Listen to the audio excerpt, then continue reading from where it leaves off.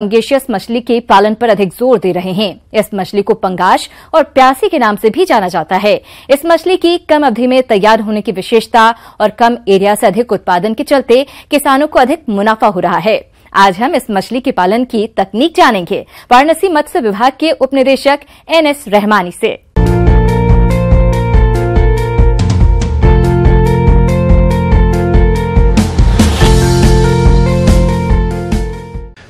आजकल देखिए एक मछली यहाँ पे अगर आप मंडी में देखेंगे तो ज़्यादातर मछलियाँ आंध्र प्रदेश से इस वक्त हम लोग आयात कर रहे हैं और उसमें पंगेशियस, जिसको यहाँ स्थानीय रूप से प्यासी के नाम से लोग जानते हैं।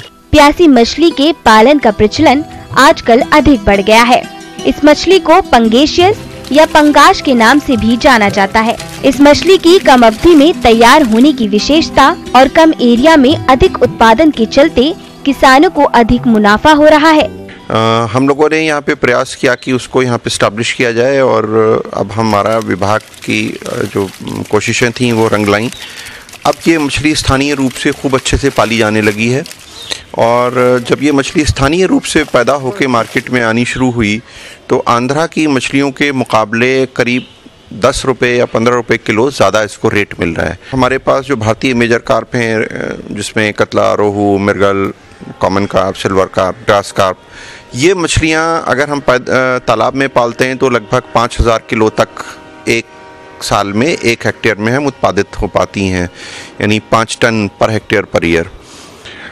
जब हम प्यासी की बात करते हैं, पंगेशियस की बात करते हैं, तो इसका उत्पादन 1 हेक्टेयर में करीब 40 टन तक, यानी 10 से 8 गुना उत्पादन हम भारतीय मेजर कार्प के मुकाबले ले पाते हैं।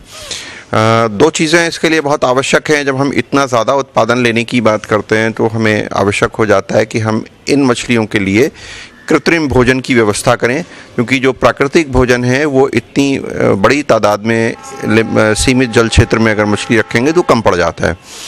तो जो भोजन प्रबंधन है इनका फैक्ट्री मेड भोजन आता है और चूंकि जो हमारी ये प्यासी है ये पानी की सतह पे भोजन अपना ग्रहण करती है, ये पानी का डूबा हुआ भोजन नहीं ग्रहण करती, जैसे कि हमारी कतला है और सरफेस पे रहने वाली दूसरी प्रजाति की मछलियां हैं।